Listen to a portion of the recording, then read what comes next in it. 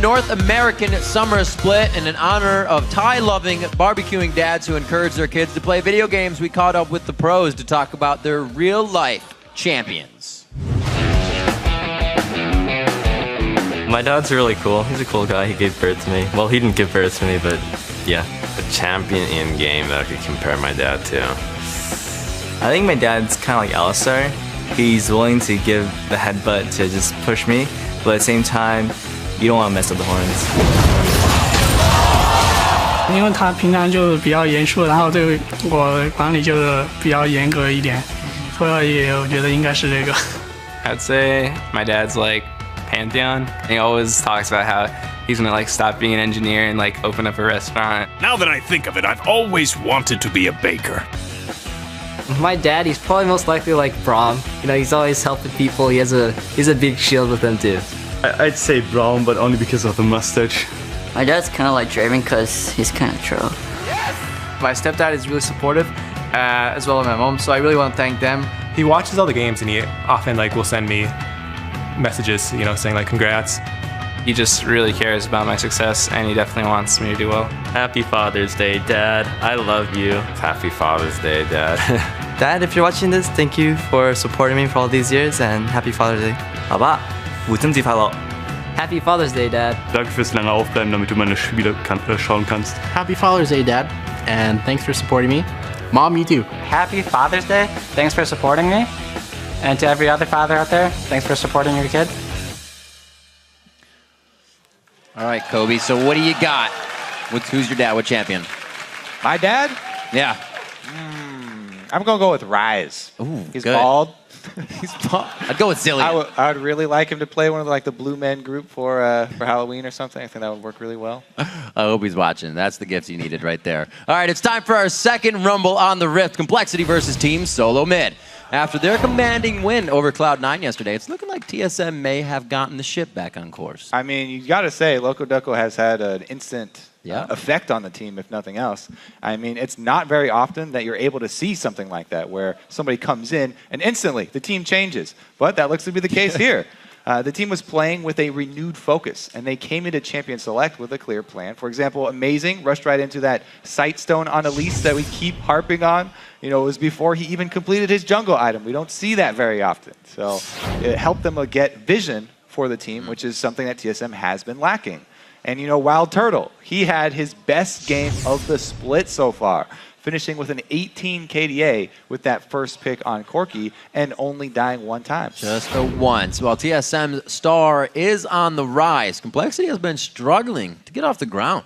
Yeah, in their game against CLG yesterday, Bubba Dub played very well, picking up a couple of early kills on Thresh. But banning out Lee Sin and Elise did hurt Kez, it seems, cutting down on the amount of pressure and vision that he was able to bring to the team. He spent more time farming that jungle on Nocturne than he does usually. You know, in his first two games, he plays 67 wards. Against CLG, he only got 15 down on the map. So pretty big cut in vision there for the team. That's right. Let's get right into this, baby, and check out the starting lineups on the blue side. It is Complexity. It's going to be West Rice in the top lane. Kez filling in the jungle. Probably is back in mid lane for a few days now. Robert X lead 80 carry and Bubba Dub and his mustache on support. And on the red side, it's TSM. Up top is Dyrus. In the jungle, Amazing. Mid, Bjergsen. 80 carry Wild Turtle. And supporting, Glebe. Glebe. Gotta say, he had some really good plays yesterday, and people were giving him flack for skill shots. He had great timing on those. Those are hard to pull off. Well, not only the dragon. You get flack first, and then you get hashtag LCS big plays. It's it's all the in due cycle time. of the LCS. Exactly. You just gotta wait a little bit. You get flamed, and then you get the plays. praised. Yeah, absolutely. So with those, hopefully you can carry that play back or into this next game with so many supports now being loved. The Thresh plays from him. Now Brahm's kind of out there. We haven't seen Glebe's play on Brahm, and he's also the one that's kind of like Kiwi Kid and others brought out the Zyra, brought out the Nami. Really has a diverse champion pool. He's not afraid to help TSM play with on the field. Yeah, I really like the addition to Braum because now there's someone else. There's more than just Leon and Alistar if you want to play a frontline tanky support champion. He is definitely a very viable tank for your team just coming from the support spot, so you don't have to use your top laner or jungler for that role. Also helps if you get Glebe on someone like Braum, then the voice is right in the middle of the fight too, calling some of those shots. So it works even better. Nidalee going to get thrown out of the mix right away. It's just going to putting too much of a hurting on kind of mid-game, late game for too many people. Yeah, Nidalee, I think one of the biggest impacts that she has had on the game is that it's very clear to all the players what you're supposed to do when you have Nidalee. Some of these other team comps that are harder to pull off,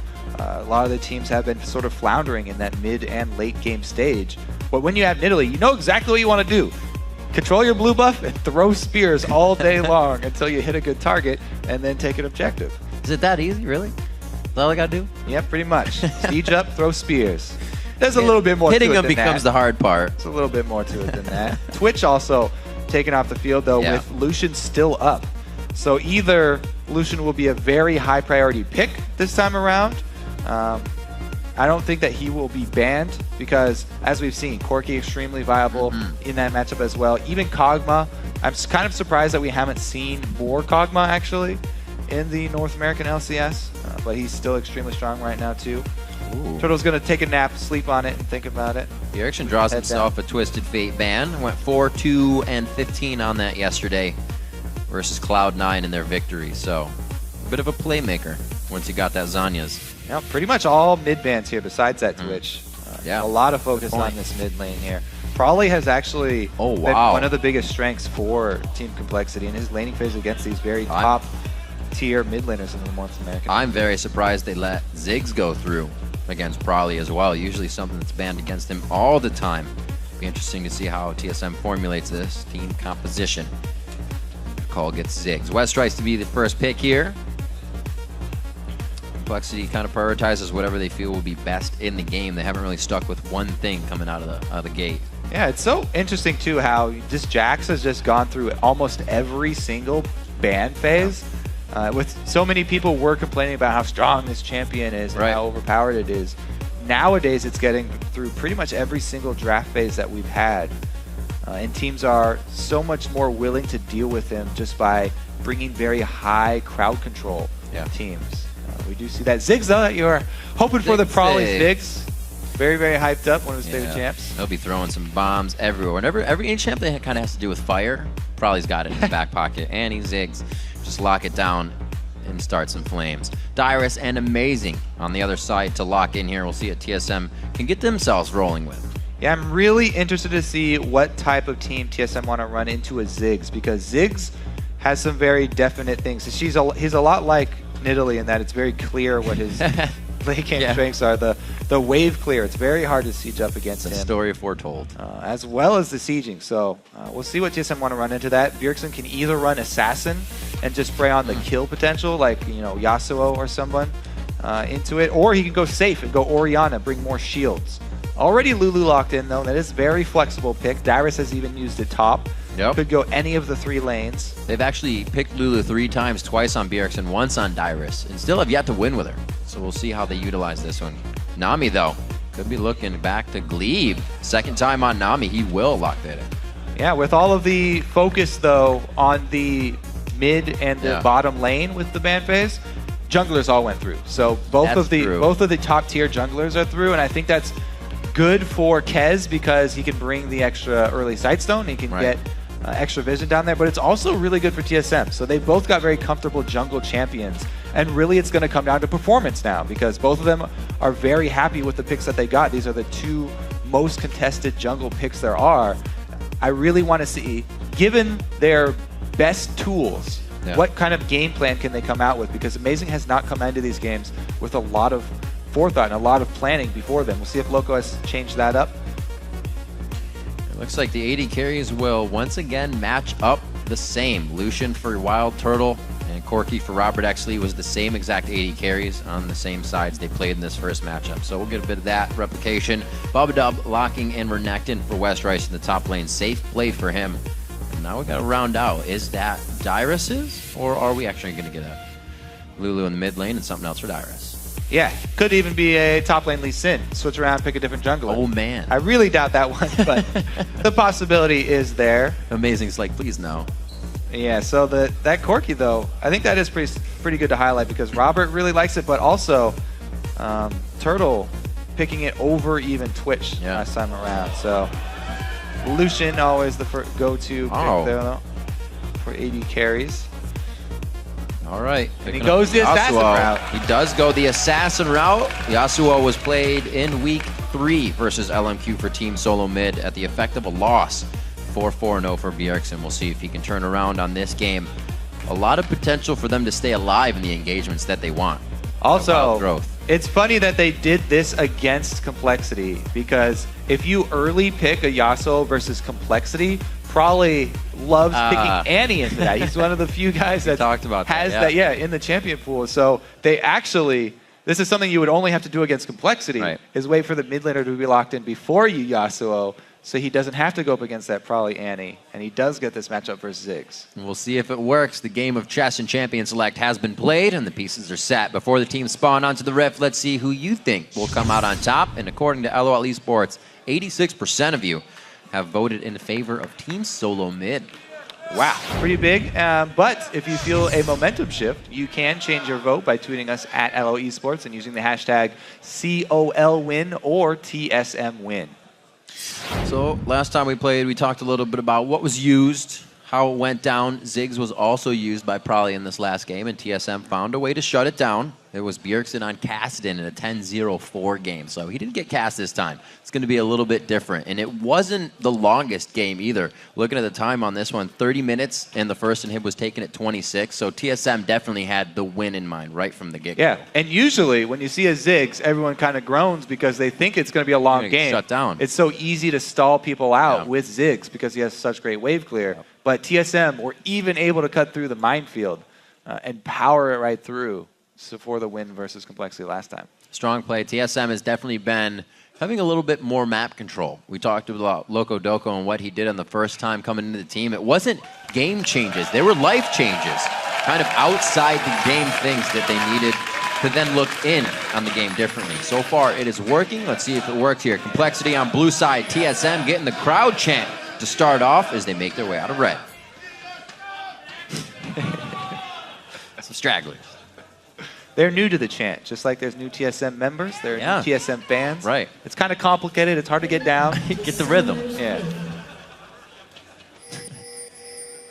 Line of scrimmage set up for TSM, though. Defensive ward's going down. Moving out quick. So they're all seen. Looks like we're trading both sides. We're going to get privy knowledge to what's going on inside the jungle. Oh, wait a minute. All right. Cut back, but they don't know they're cutting back right over a ward. Yeah, it's a regular start here. We'll see how many wards TSM can actually lay down. Looks like Dyrus wants to get that lane matchup finding ward, the very deep one. He gets it just on the side here so that Complexity did not see it go down. Need very precise placement on that one. We'll see what lanes TSM actually want to seek out, because they will not be getting that information. Complexity going with the blue side. Secondary invade. Interesting how they go for the initial invade for vision. Right. And back out just to do a late invade. This one, if they go through this bottom lane, will also bypass that ward. So very sneaky here from Complexity, and they may come out with an information advantage in this game. We will see how they use it. It's just going to trickle along for now. They'll have a few wards to be placed on the side of Complexity as they make their way in. They'll have a few more breadcrumb wards to place. Not too much change in the voting just yet. There's one for safety. And they're going to make it in quite quick, so it looks like they're keeping the 80 carry support bottom in this sense. We're going to get a standard lane matchup coming out of this. Yeah. Dyrus is going to be first to his lane as well, and he doesn't have to use teleport. So TSM going the very safe start here, a very normal start. Now, when they finally see the teleport come in and the duo go bottom, that will trigger Amazing to go steal blue instead of just going to his own, even though they didn't have wards on it. Now he knows, and he'll go right over there for his second buff. Pretty good start for both these guys. Also, big thing coming out of this level 1, I think, is the fact that Dyrus got to shove in the lane. Anytime you have a range versus melee matchup, even if it's versus Renekton, who is the scariest melee to go up against, or one of the scariest. Yeah, that early. If you get early time in the lane to shove that wave, it's a really good start for Dyrus. And you can see he expended a lot of mana doing that, spamming Glitter Lance. But Brawly in mid, under kill pressure. Oh, he gets it! The Lee Syndrome and the safeguard to safety. Beautiful drop by Amazing. That is the Amazing that TSM fans were hoping to see all split long. He showed up pretty big here with the early gank. I talked about the 2 options with going up against Ziggs, and Bjergsen going with that kill pressure route. Definitely paid off there. No hesitation once again from Amazing, flashing right in for that, and then nice Q after to follow up for the first blood. Kez is just a little bit too late, not able to answer. And Q, the pink wards already from Bjergsen, something that last split he didn't buy for at least 10 games in. He was the only one on the team who didn't buy pink wards. Everybody's putting in the pot though. Yeah, and you know, Riv, make a very bold prediction this game. Double Sightstone for TSM. You think? Put some money on. Very real possibility here. All right, so Elisa's going to head down bottom, though.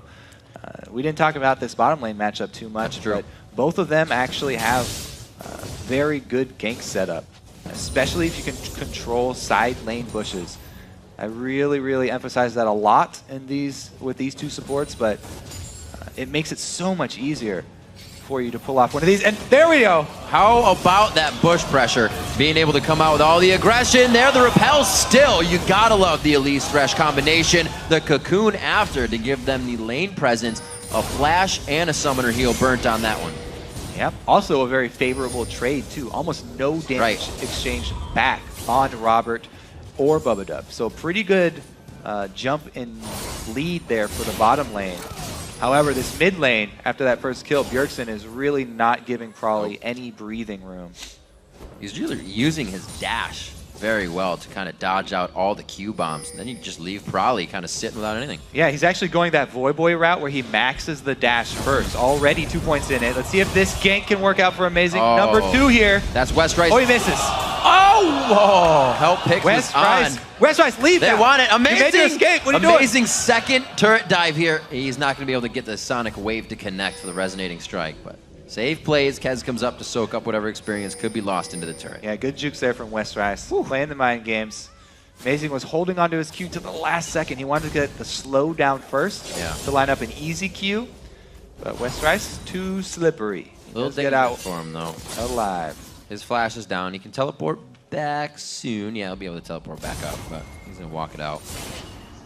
Knowing that it is also back from Dyrus. We've seen action in just about every lane so far. Bjergsen once again just down the wall. Pretty close, but it's still with the whiff. Gonna knock it out. Bob probably just walks right through that wall of wind. Not a substantial wall. All right. 35 to 35. Probably's actually, I should say Bjergsen keeping up on the CS there. Taking out Brawly. Oh, another grab from Glebe. Always making the plays on Thresh. Glebe actually the fastest stash in the West with his first blood on Afromu the other day. That's the fastest first blood this summer. Actually, that's Bubba Dub. Or Bubba Dub. I said Glebe. Damn. Bad. On the other side. They have 2 of the most confusing names though. Bubba Dub and Glebe Glarbu. Interesting choices for supports. They just try to make it easy on him. Dyrus incessantly throwing these auto attacks at West Rice. Glitter hurts, man. Get out of there. He can't get it off. You can't wash off Glitter. Glitter. He flashes. You can't wash off Glitter. It's everywhere. West Rice goes down. All right, so Lulu already talked about the... Oh, never mind. Bottom lane. They're looking to answer. Oh, dear. They just got back to lane. Complexity making a return trip to the bottom. That's Glebe. That's Bubba Dub. It's going to be Glebe going down, I think. Nice. Yes, it's going to be Glebe going down this time. West Rice teleporting back to the top. All right, so they do capitalize with the kill this time. But Amazing didn't let that kill go unanswered. Amazing was top, so he's doing some counter jungling, trying to make the best of it. I know it's not an answer for a gank, but he does at least take something away for Kez's time spent bottom lane. Again, this story is really developing where TSM solo lane's getting off to a good start, whereas Complexity's bottom lane. So Complexity really going to rely on Robert here. And since he's on Corki, that means Complexity really need to push that mid-game power spike. You know, Bloodthirster for Corki is pretty big, and then if he gets Trinity Force, that's where he really adds so much burst damage, and he can really sway those mid-game dragon fights. Yeah, well, for any one person to get going on Complexity, Robert actually would be that guy. He's easily able to hold a snowball, and the team peels for him so well. Was one of the main reasons they were able to take down Cloud9 after he got that triple kill to start off the game. So definitely the guy to have on the up and up at the start of the game. And Dyrus here, he's going with a Sheen build to try and keep down Westrice and ensure that TSM solo lanes continue to win. He wants to push this advantage. Westrice, though, now the goals for Westrice after this hard early game where he's not only he had to get the lane late, but he also got focused with several ganks. Westrice's goal is to just get beefy enough that he can actually be a part of the mid-game dragon fights and be that front line for Robert. As long as he can take up the space in the middle of the battle lines and get off a stun to peel for Robert. Finally job done. Getting a little bit of jungle love here, Kobe. We definitely see a lot of this with the standard lane, or less of this, I should say, with the standard lanes. The jungles have been quite quiet this game. Everything's been all about who can take down who, mostly in that bottom lane. Every time Wild Turtle and Glebe present themselves, they get pushed out by Robert, Bubadub, and maybe Kaz if he decides to be there at the time. Right now, they are hovering the bottom side of the jungle. Not much. And I love how TSM are going back to the mid plus jungler combo. Before there was a disconnect, right when Amazing joined the team. But not only did Amazing early gank for Bjergsen to get him going so that Bjergsen can play his old role of assassin, still balling and carrying a game, but also they're double jungling. Being able to jungle with your mid laner when he shoves a lane is very important to junglers controlling the map very early on. They need to have that backup coming from the mid lane who has so much control over the jungle early. Whoa, Westrice going in. Westrice going in very hard. He thinks he can bait this one in for Kaz. Dyrus throws on the Whimsy for himself. That's the slow. The Wild Growth is used next. He actually holds both. He did not use them at the same time, and it keeps him alive. Yeah, you can see how calm Dyrus is in this situation. Saving his ulti until the flash cocoon. He's got full fury on that. That's going to be big damage if he can get in, but Dyrus, he gives him a laugh. He's trying to bait him in. Classic Dyrus here. Trying to bait him in, but there's a ward there. They saw Amazing. So Complexity do not bite. Just walk away. Walk away very slowly. Mentioning earlier, the Bjergsen and Amazing, it's kind of refilling the shoes of the Reginald Oddwin, being in the back pocket, always having the jungler around your mid lane. Yeah, Amazing. You've already counter jungled that. Now he goes back. He clears it out just before Kez gets there. So not only did he counter jungle, delay the respawn, but he doesn't even let Kez get the little blue wolves either. And Amazing still hovering around mid so much. The reason that he had to clear out the own camp that he counter jungled is because he's been spending so much time around mid, hovering around mid, waiting for some action so that he can back up Bjergsen. But since nothing's happening, end up having just to kill a couple small ones. They go for the second one here. Very Pink nice. ward seen by Bjergsen, but can't go for it because it's even 2-on-2 right now. Like the little cheeky pull out they did. Amazing being closer to the buff, pulls the aggro up, but they're not in position to get it with Complexity hovering over the left side. He does deny a bit of experience to Probably in mid. It's already 103 to 85, so Probably would love to be soaking this up at the right time. Gets back for it. Yeah, he's very happy with that blue buff. He's been able to CS decently, spamming out his abilities. Bubadub is on fire, by the way. These death sentences are just on point from him. But yeah, he's very happy with that blue buff because he's been struggling since the early pressure onto the mid lane. Has to always constantly be worried about the kill pressure from Bjergsen, and having the blue buff just enables him to CS from further away without having to run dry on mana. Great zone control here by Complexity in the bottom lane. Not too much else was grabbed after that kill, but Wild Turtle and Glebe have been forced to play safe. Turret finally falls, the first one of the game at 12 minutes in exactly. Might get a little bit of roaming now, and the power of Complexity is going to start shifting around the map. Such a great setup by Complexity as well. They waited and they denied as many minions as possible with that turret so that the wave was not pushing because they have at least coming in. And TSM have to venture into the Fog of War to try and get vision down around here. So pretty big advantage right now for Complexity on the bottom side. Kez does get seen though, so they lose out on this little window where they had complete vision control over bottom and no bottom turret. Would have been really, really great for them if they could have pulled off a move by Kez on the duo lane to just completely snowball Robert for the mid. Oh, Bjergsen looking to get a little dragon pressure here. Keeps himself safe with the wall, but he might have got himself into trouble unless he can return to dragon with the team. Probably gets hurt quite bad in that one, and they got some summoner spells. Actually takes Ignite out.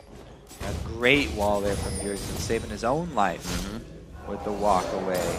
Still going to be dangerous. Probably still has his ultimate here. And Complexity is going to start Dragon. Looks like they still gain pressure and control. Might even have some damage on mid-turret. Dyrus cannot interrupt Westrice teleport while Westrice is under his turret. If Dyrus flashes under the turret to try and use his ulti and interrupt that teleport, then he'll probably lose his life. Oh, going in. A few more shots. The heal comes out. The speed for Wild Turtle. He's safe, but both summoner spells were used here.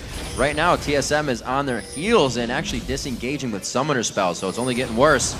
They're going to be going for blue, so Complexity, they feel like they can get the bag of chips and Dragon on this. Yeah, big price to pay there. Double summoners from Wild Turtle. They do get hit by the tidal wave, though. Glebe on the outside, able to pull safety to him. TSM has closed in on this fight very awkwardly. Probably has been left on the backside. Bjergsen gets out. Does the flow keep him alive? Robert actually huffs a rocket over the wall. Amazing is now going to go on a rampage. Kez has already used his repel. Can't get the Tempest and Cripple down. Robert X Lee is now the focus. Valkyrie is up. He tries to get himself to safety, but Amazing is going to be there capitalized to kill. And we actually saw in the top lane the teleport was not used, but they 1v1 quite hard.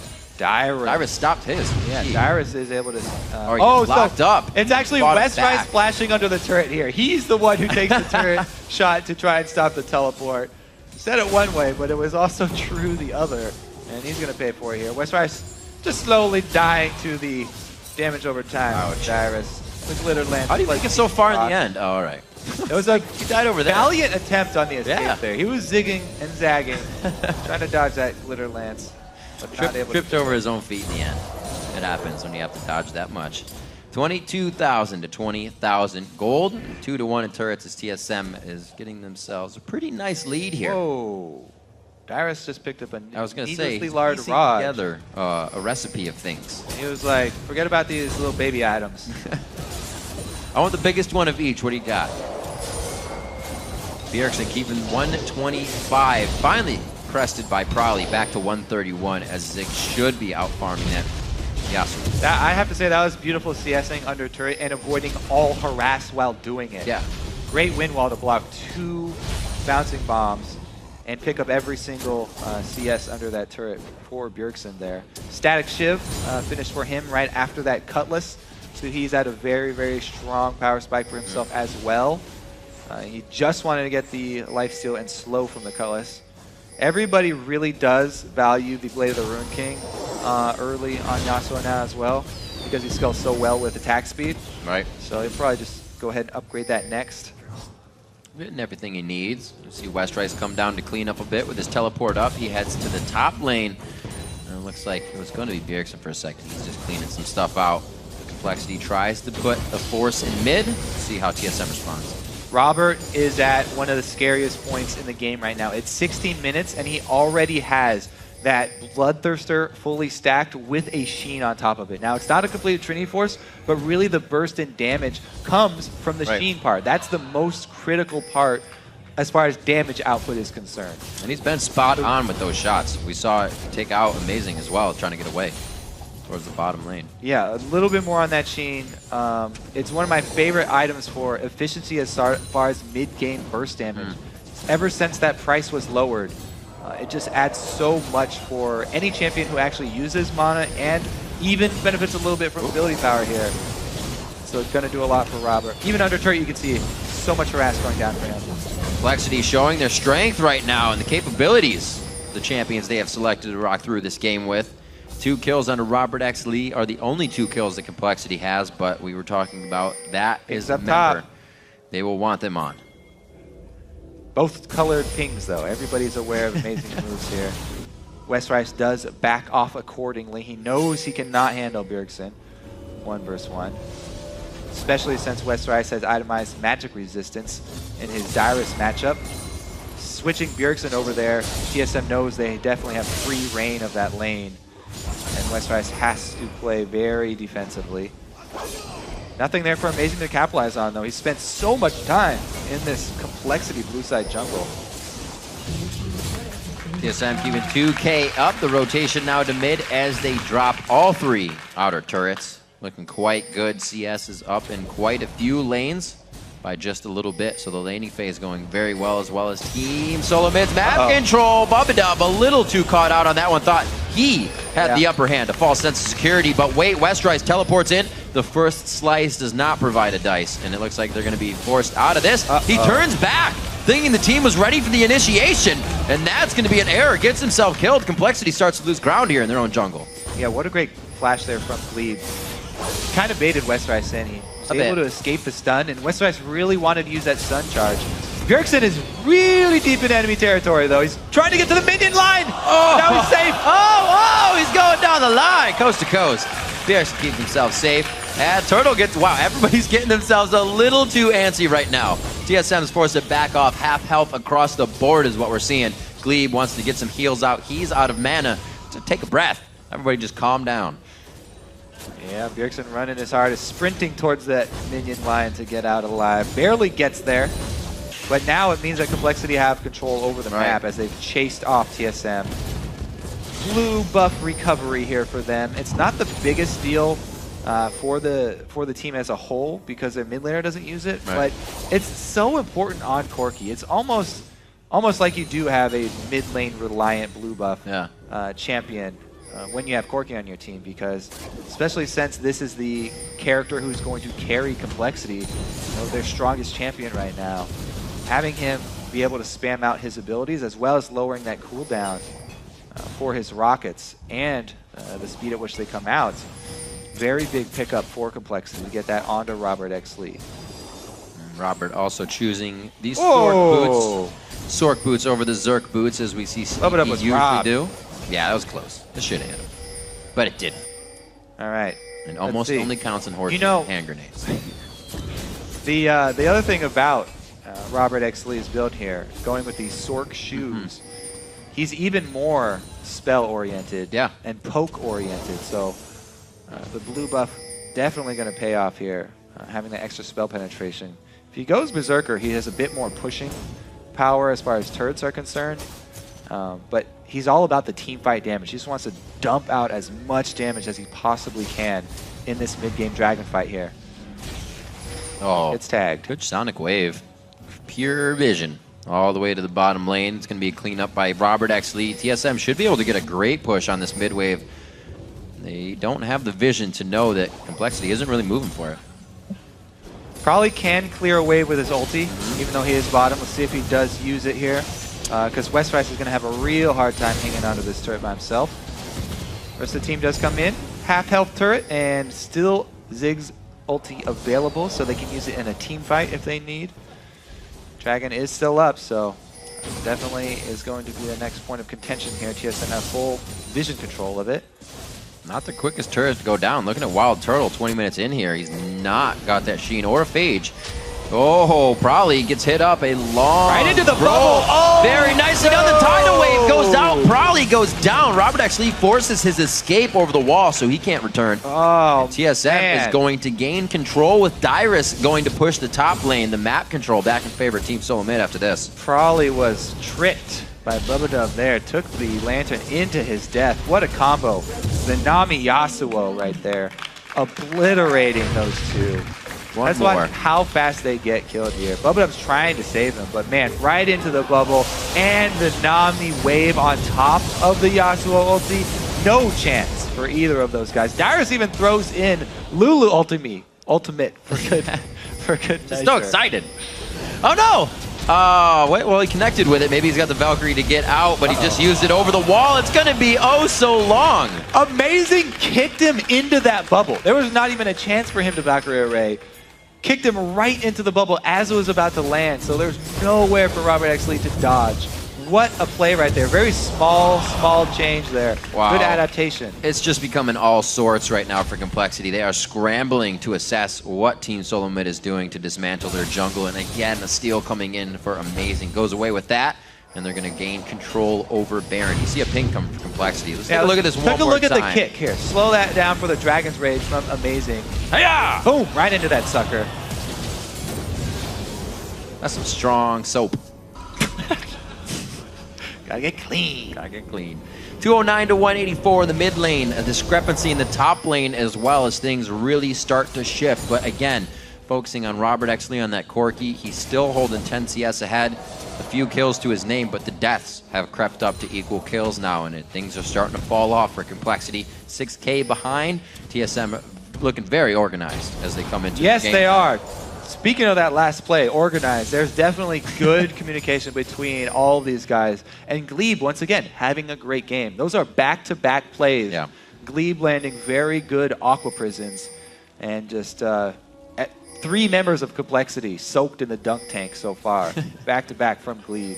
From Flays to Bubbles, he's got it all. And look at the score line just down TSM scoreboard as well. That 1 death on Bjergsen. It's okay if Glebe dies. There's 1 there, but he's 2, 1, and 6, already offering Mikhail's Crucible that we're far and above Complexity's power right now. That item, by the way, is ridiculous. Almost all supports should be rushing that item. Yep. It's so strong right now.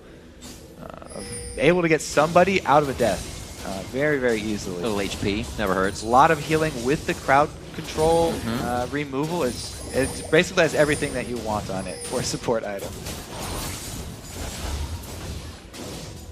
See what he's got for the rest of the team.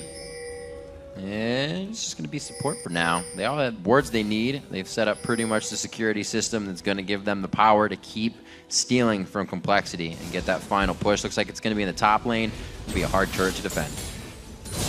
Yeah, especially with Dyra Sheen. He can clear a wave with Glitter Lance very quickly and then get a strong auto attack down onto a turret if he's left in a 1 versus 1. So he can slowly whittle down those turrets very quickly if he is left in the 1 versus 1 situation. Yeah. But look at, as well, there is no Sheen on Turtle because he's gone with a sustained damage build here. Phantom Dancer, very early for him on Lucian.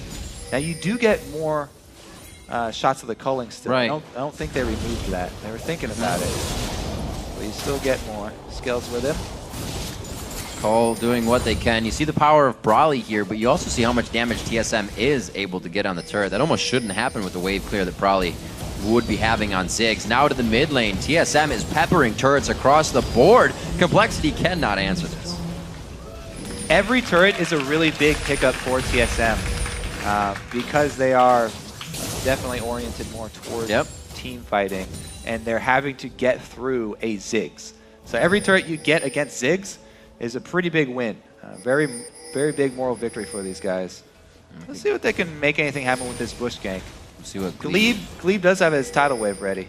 Tidal wave ready. Captain Boots on as well. The team he wants to follow. There goes the tidal wave. Everybody goes for a ride, and it's going to be Kez going down first. The bomb doesn't even hit, and it was used on the solo champion of Bjergsen. Yeah, the vision right there, removal from observer point of view, really tells the story. Yeah. There was nothing for Complexity there. They had no idea TSM were going to loop around. That's the advantage of the vision control that TSM invested in. And their investment paid off. Not only do they get 2 kills, but they add on Baron as interest. One more time. Everybody following Glebe with his captains, and they go all in. Yeah, he gets the slow down with the auto attack first, into the bubble, into the tidal wave, catches 2 people. They just annihilate Complexity there.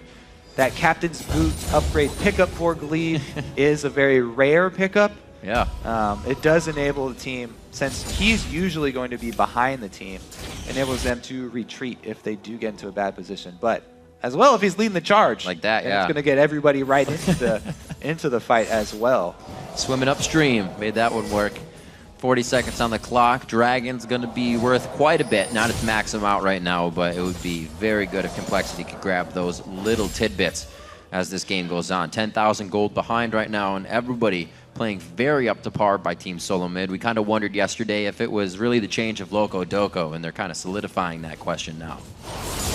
Well, they had defeated every team that was ranked lower than prior to bringing in Loco. Right. So we can credit Loco with a lot of things, and we can say, yeah, you know, that side zone was definitely Loco when first game Amazing came out with Elise getting it early, but you know, they were able to defeat all the teams below them in the standings. That's one way in which TSM have been very consistent this LCS split.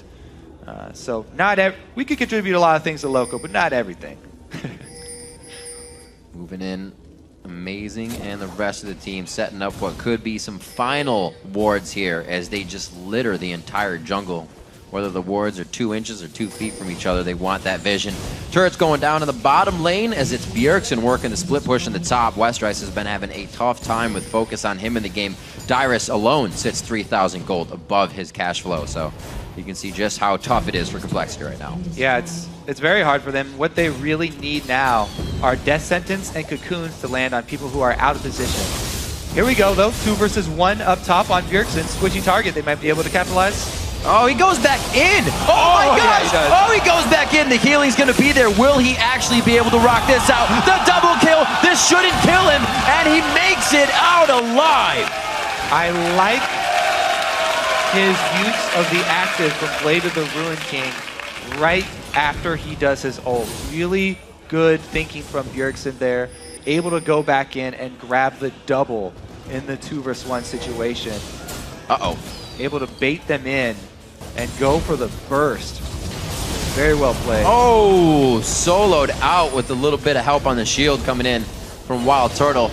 Going to be a turret going down as well. TSM making their way into the base, and they're going to start wreaking havoc on their first inhibitor and inhibitor turret. Could be just going down to the bottom lane after this. Amazing, taking 3v1 in an amount of damage right now, but he's still all right to fight in the game, which just shows TSM really knowing their limits here inside the base. 30 minutes in, it looks like they might be able to try to finalize the game with the amount of damage they're trading back during a retreat. Now Complexity's looking for solace under their tower. The culling comes out with a tidal wave, and they both just ride along. Probably gets taken down as well. So much damage coming out of this Wild Turtle without the Triforce build. He's able to just put down the power, knows exactly what he's doing. TSM takes over Complexity's base.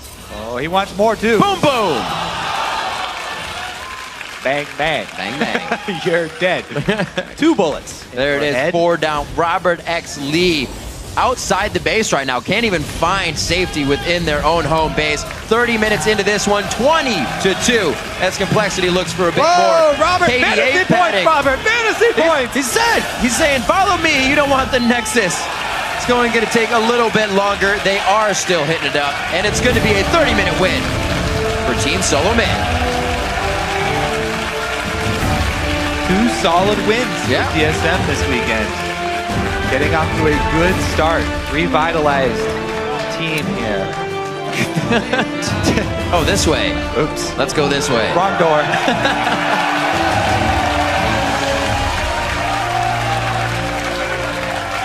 In a very good game all around. TSM members really stepping up all around the map. Great plays. We talked a little bit about how it seems like the mid lane jungle synergy is coming through that much more for Team Solo Mid. Bjergsen and amazing little buddy system this game. Yeah, he spent a lot of time around mid lane. Yep. A lot of it was really the first game there. That was good.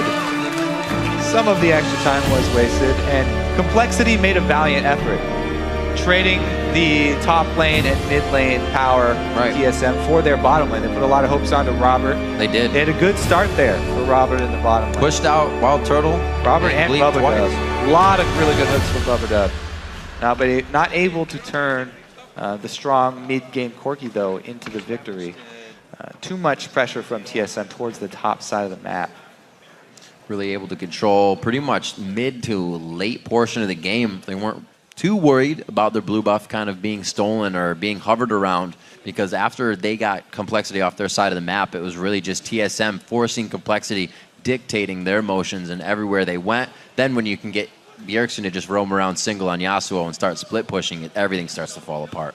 Yeah, he got strong. TSM really did have the 2 strong solo laners there. Either one of them very good split pushing contenders. We saw Dyrus pushing that lane all the way up to the turret, with his Sheen build for Lulu, bullying Westrice pretty early, and then Bjergsen switching right over as well with a spectacular double kill, turning that one around.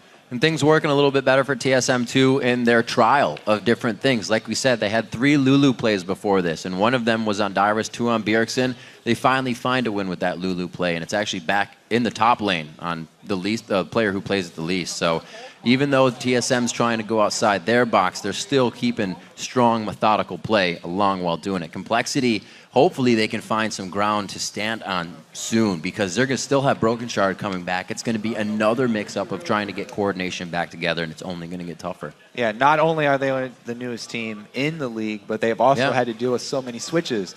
Broken Shard leaving, Prawley leaving. You know, they've got visa issues. Almost all these teams have had to deal with visa issues, getting people over. And, well, getting them over one time is not really the problem. It's keeping them here. Right. And then getting the practice in. Kez does show promise with playing with the team. It's not like having a sub is going to hurt the team. They've already gotten some wins with it. But the transition of back and forth, especially starting the season without having the shot caller, probably, as we were just saying, kind of complexities, trials, and tribulations, they've made it hard on themselves without having a chance. So it's been hard on them, I should say, then, that coming into the season when they are now getting back into the LCS, that they've had to deal with all of that. It's really been a hard road. Hopefully they can kind of even everything out and not have to worry about this as the second part of the split comes through. Yeah, a lot of things for that team to deal with. TSM, though, they seem to be dealing with their issues pretty well so far. Absolutely. Came up with a win over Complexity there. So right now we're going to throw it over to Freak at the analyst desk to hear what Team Solo Mid have to say about their 2-0 week. Thank you very much, Riv. What's up, guys? We're joined by Glebe and Bjergsen, two of the newer players of TSM, although I guess the entire roster is pretty new at this point. So, Glebe, first question to you. You guys came into this week looking kind of worse than in the spring split, but you guys 2-0'd this week. You guys look a whole lot better. What were your expectations coming in? My expectations coming this week were pretty high. Practice was going really well, but even with that, I knew that like Cloud9 and Complexity are both still really good teams. So even if we've been doing well in practice, like a few mistakes on LAN can easily lead to losing. But I knew that if we played well and played the stuff we practiced, we could win both our games. And we actually talked to Curse about 40 minutes ago, and they were saying that scrims went really well for them, but it would always fall apart in the actual matches on the LCS stage. Do you guys feel a difference in how you play in LCS compared to scrims? People play a lot safer at LCS. In scrims, there's a lot more early kills and early fights because there's a lot less at stake. But when it actually comes to LCS, where the games really matter, people tend to just play a lot safer and not go for aggressive plays they usually would go for in scrims.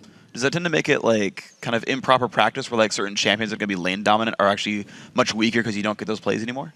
A little bit, and also just practicing late game like decision and rotations and things like that doesn't necessarily happen as much because if teams get behind, they'll often call the scrim early. They want to play a new game. They think it's a waste of their time, and usually you either like will win lane really hard or lose lane really hard. So there's a lot less to learn, I think, from like macro stuff because the games are just really like bloodthirsty from both sides. Okay, so then Bjergsen, I want to get you involved in the interview. You're facing up against this Ziggs here played by Prawley. You guys got like a really, really early kill in that one. What set you up to say, oh, hey, if you come gank mid, we're going to get rid of him? I noticed that he was pushing the lane from level 1 really early, so I kind of let him push out the wave, and then on the second wave I froze it, or I didn't quite freeze it, but I had it really close to my tower for a while, and him having Ignite sets him up a lot easier for ganks. You usually see them running like heal or something like that, but when he had Ignite, I said, okay, I'm going to hold the wave here, he has Ignite, you can come in after the blue and we can get a kill, and it sort of worked out. Yeah, that was actually really good individually, and throughout the game, you guys, I thought, did a really great job of closing out the game. You're facing a Ziggs, which is like really well known for like stalling out games and clearing waves. You guys played around that really well. So as a mid laner, how do you get around the infinite wave clear Ziggs? With a champion like Yasuo, you can just go for the more split pushing approach because he can just be in a side lane all day, and especially when Renekton is forced to build the early magic assist against Lulu, just swapping the Yasuo into that lane with so much physical damage, Renekton has a really hard time. So we just try to swap the lanes around so Renekton would constantly have a physical damage lane because he built the early Spectre's COL. And that way we could always be abusing one lane, and then we could rotate between lanes. And Ziggs can pretty much only wave clear one, then ult the other, but then when the ult's gone, you should be able to get a tower if you play properly. Just try again afterwards. And of course, that did work out for you guys. Let's pull up to the mid game a little bit. There was a 13-minute dragon fight that you guys won pretty heavily. We can pull that replay up on the screen. Glebe, I want you to walk me through what you're telling the team and how you're kind of navigating this fight. You can see the tidal wave already coming. Okay, so this fight, they walked into our blue, and we knew we had a teleport up, so we called to have Dyrus come in. He actually got his tele cancelled, but even without Lulu, we knew we were strong enough to fight. Amazing got a really good kick onto Prawley, and he got taken out right away. Bjergsen got taken, I don't know if he dies or not. He does die, but even with that, we're still strong enough to just chase them down and pick up a kill. You just kind of assess that your team is stronger, so 4v4 is worth it. Yeah. Just make that snap decision. Our team fights are really strong in that comp. We had a lot of different ways to proc Yasuo with Nami, Lee Sin, and Lulu, and as well as Yasuo's Q. So if they ever run into a clump space like blue buff, they're going to have to run in that area, and it forces them to either use flashes or get hit by Tidal Wave and take Yasuo out. And it worked really well. Bjergsen, how much of that was the conscious choice coming in saying, we're going to pick a lot of Yasuo synergies, and how much of it was like, well, this champ's going to work here? It's a comp that's been played a lot in Korea, the Lulu Yasuo, because you get the knockup from the ultimate, and you can pick champions like Thresh or Nami. Lee Sin has the kick, so it just has a lot of synergy and a lot of ways to set up for Yasuo. It puts a lot of pressure on me because I kind of have to be strong. Sure. Otherwise, we're kind of picking all these things to set up for me for no reason. But that's also why we focused the way with the jungler early game as we did. And it's a really solid comp, and if you don't really hit the tornado, you have something else you can set up with, so I like that. So you spoke about a lot of pressure being on you. Your last split's MVP. TSM had some struggles in the first couple of weeks. Was there extra pressure on you to step up and like get TSM back to top 2? Of course, I've been pressured a lot by fans, by myself, by everyone that I need to step up. And it's not as much like mechanical skill and stuff like that. It's more shot calling and decision making and stuff like things like that. And I think that's really what we focus on improving on in scrims. We really focus on if we can chase that kill. I just say don't go for the kill. We want to win the game in an objective approach, and that's how we try to win every single game now in scrims. Because, like Glebe said, scrims are very bloodthirsty. But if you can kind of take that out of your own playstyle at least and focus more on actually learning from scrims rather than just focus on winning through kills, I think you can learn a lot more that way. And that's what we did this week, and I feel like we've improved a lot. And you spoke about both pressure continuing to be on you, as well as the fact that you said you're having your shot calling where you're putting more of a voice in. How is sort of talking in the middle of the game with you two guys? I think Glebe and I are probably the ones that talk the most during the game. Amazing also gives a lot of input during the early game, but I don't know. We kind of put Glebe as like our main shot caller, and he has the highest voice. And if he makes a call, we try to follow it. And then this is me and Amazing second. So we try to follow Glebe as much as possible, and it's a learning process. Of course, Glebe is going to make some calls that aren't going to work out. He's going to make some really great calls, but if we follow all of them, eventually he's going to learn when to make every right call, and that's how you build a shot caller. And you really need to build a shot caller. You can't just assign one and expect him to be the best. Yeah, I gotta say, I mean, Glebe, you've had this like really rapid rise to your career, right? You're on Cloud9 Tempest. You guys are playing the Challenger Series and a very strong Challenger team at that. And now you're on this like old school storied like TSM roster. Like, how do you adapt yourself to like all the extra stakes and all everything else going on? It's a pretty big change switching from playing like Challenger Series with C9T to LCS, but I've just been like doing everything I can to try to get as good as I can, because there's a big skill difference from playing games in the Challenger Series to playing games in the LCS. So I've just been using all the time I have available to either watch VODs, talk with Loco about things I don't know, or practice in solo queue, because there's a big gap that I like to try to cover and just catch up as soon as possible to make sure we can be like a top team. Yeah, so you said you're going to take some time, or you've been taking some time to talk with Loco Doco. What has he specifically brought to you that you've sort of internalized and learned?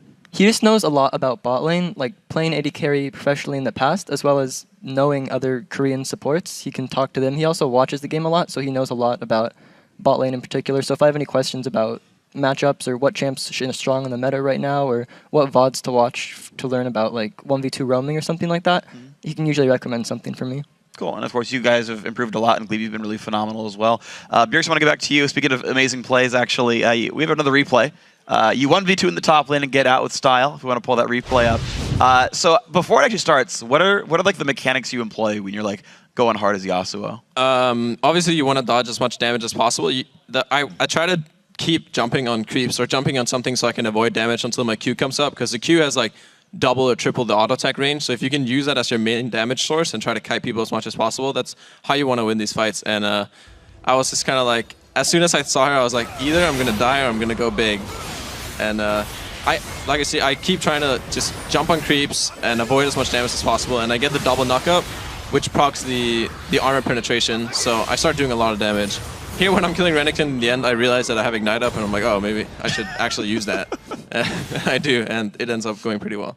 Yeah, of course, that went really, really well for you guys. Okay, so you guys go 2-0 in the week. You said you were confident coming in. Is this the story now? Is TSM going like what 18-0 the rest of the season now? Are you guys back? Or is there still room to grow? I think there is still a lot of room to grow. We did go 2-0 this week, and that's really good for us. But the LCS right now, especially compared to last split, has a lot more strong teams. Yeah. Dig, LMQ, CLG, C9, all those teams, as well as every team in actually LCS, look like pretty strong and can all take games off each other. So we just need to keep practicing and keep improving. But But going into this week, I think we saw a big amount of improvement, and if we can keep it up, I think we'll end off really well in the season. Well, next week's matches, you're against the Dignitas, who's #1 right now, as well as Evil Geniuses, who've got a new jungler in Helios, and you're a new addition to a team as well. Like, have you been able to play against EG? Have you watched them play their match yesterday? What do you think of this team? We've played versus EG a few times in scrims, and we've also watched their matches. I think getting Helios on the team is an improvement for the team, but they still have to get adjusted to him, and that'll take time. But overall, I think it's going to make them a better team. Okay. Well, guys, congratulations on the win. Congrats on the 2-0, and we'll see you guys hopefully keep rising on up in the next week. But we're going to have some more games coming up. We're going to take a quick break, and we're going to grade your answers for our Twitter question of the day. And sorry, there's no summer vacation from the LCS, so keep the answers coming. And it's right back into the Rift for CLG versus Evil Geniuses. Keep that browser where it's at.